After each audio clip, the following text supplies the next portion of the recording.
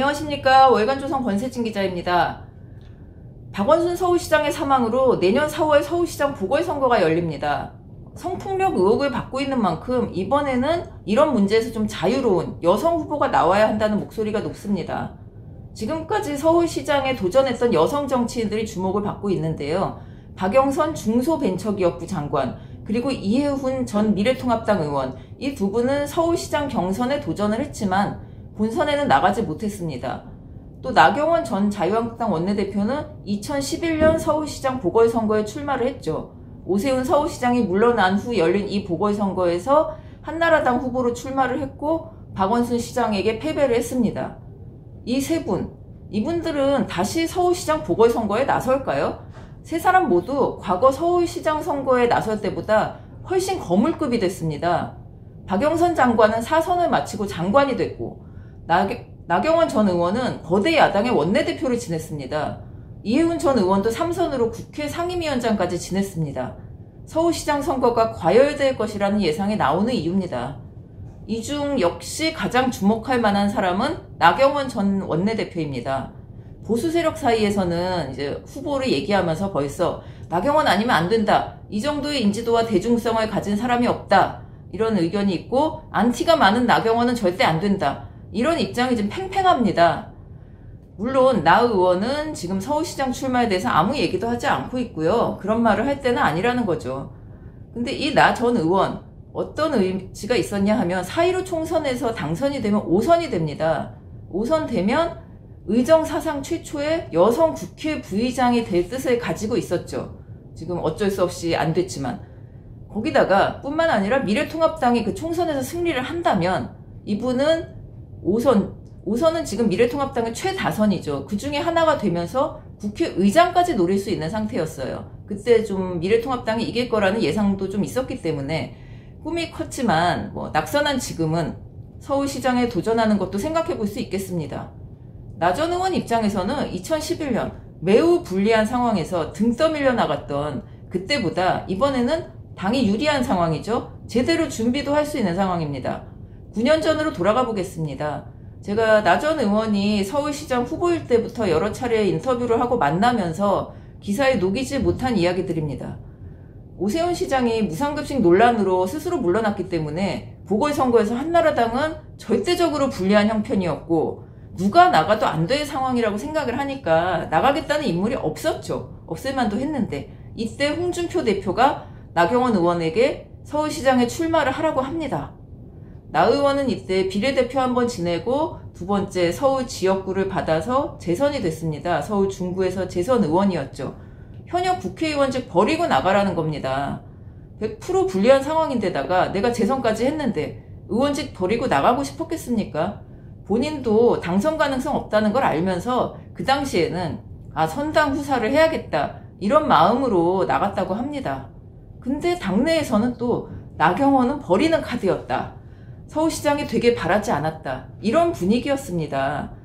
당시 들은 얘기인데 대변인단의 일원이었던 한 친이계 의원이 이렇게 얘기를 했습니다. 당 지도부에서 서울시장 관련 논평을, 중앙당 논평을 내지 말라고 했다는 거예요. 이 얘기는 뭐냐면 중앙당 차원에서 돕지 않겠다, 논평은 사실 계속 나가야 되는데 서울시당에서 내면 된다, 서울시장 선거니까, 이런 식으로 얘기를 했다는 겁니다. 지금이라면 어떻게 중앙당이 선거를 돕지 않는다는 건 상상도 하기 힘든 일인데요. 이 소식 결국 나 후보의 귀에도 들어갔죠. 추측하자면 그때 친박계들이나 홍준표 대표나 다른 사람들 모두가 친이계 그리고 나경원 의원을 좀 경계했던 것은 아닌가, 이런 추측이 좀 되기도 합니다. 이런 여러 사연으로 홍준표 대표와 나경원 후보는 사이가 굉장히 나빠졌죠. 홍 전 대표의 입장은 누가 서울시장 후보 만들어줬는데 고마운 줄도 모르고, 이런 얘기를 한 적이 있습니다. 나 전 의원은 솔직히 내가 희생한 건데 선거운동 제대로 도와주지도 않고, 이런 아쉬움이 컸다고 합니다. 이 두 사람의 사이가 좋지 않은 건 잘 알려져 있는데요. 작년에 나 전 의원이 원내대표 시절 투쟁에 앞장설 때 홍준표 대표는 전 대표는 원정 출산 의혹에 대해서 SNS에 올리기도 하고 물러나라고 공격하기도 했죠. 그런 식으로 대표나 당 지도부의 지지도 얻지 못한 채 완벽하게 분리했던 나경원 후보는 선거 중반을 지나면서 뭐 여러 가지로 운동을 하고 해서 박원순 후보를 상당히 근접하게 따라잡게 됩니다. 근데 이때 터진 게 1억 피부과 사건이죠. 저는 이 1억 피부과라고 알려진 그 병원의 원장을 직접 인터뷰했는데요. 사실 피부과도 아니었고 1억은 실체도 없었습니다. 그 병원에서 1억을 낸 사람도 없었습니다. 나 전 의원의 딸이 이제 다운증후군이 있다 보니까 그 병이 있는 사람들은 피부가 좀 건조하고 계속 관리를 해줘야 되는 뭐 그런 게 있다고 해요. 그런 이유로 그 병원 가정의학과 비슷한 곳인데 그곳을 찾았다는 겁니다. 근데 선거에서 막판 피치를 올리던 나 후보는 이 사건 하나로 완전히 한 방에 무너지게 되죠. 나 전 의원 입장에서는 이번에 서력을 하고 싶은 마음도 들 겁니다. 9년 전 불리한 상황에서 준비도 되지 않은 상황에서 등 떠밀려 나갔다가 실체 없는 의혹으로 낙선했습니다. 사실 여권에서는 나 전 의원에 대해서 이런저런 의혹을 많이 제기했죠. 근데 정작 위법 사실은 하나도 발견된 게 없습니다. 원정 출산서에도 사실이 아니었고 아들 논문도 서울대에서 김모근 참여한 거 맞다 이렇게 발표했습니다. 딸 대학 입시 관련해서도 위법 사실 밝혀진 게 없습니다. 본인도 위법 사실이 하나라도 있었으면 내가 이렇게 오래 정치를 할 수 없다 이렇게 당당하게 얘기를 합니다. 그 나 전 의원이 서울시장 선거에 나올지 그럼 경쟁자는 누가 될지 한번 보자면 이 외에 야당의 후보로 주목받는 인물은 이해운 전 의원과 조은희 서초구청장에 있습니다. 이 두 분의 이름이 많이 나오고 있는데 이해운 전 의원은 경제 전문가이면서 서초갑에서 3선을 지냈죠. 그래서 종부세, 재건축, 아파트 뭐 이런 주택 문제 이런 것에 정통합니다. 그러다 보니 문재인 정부의 부동산 실정, 요즘 부동산 정책 실패 이런 것에 대해서 명확하게 좀 디테일하게 지적할 수 있는 그런 적임자가 아니냐 이런 얘기가 나옵니다. 조은희 구청장은 서초구청장을 2번 지낸 행정가입니다. 시장에는 뭐 이런 행정가가 낫지 않겠느냐 이런 얘기가 나오는 거죠.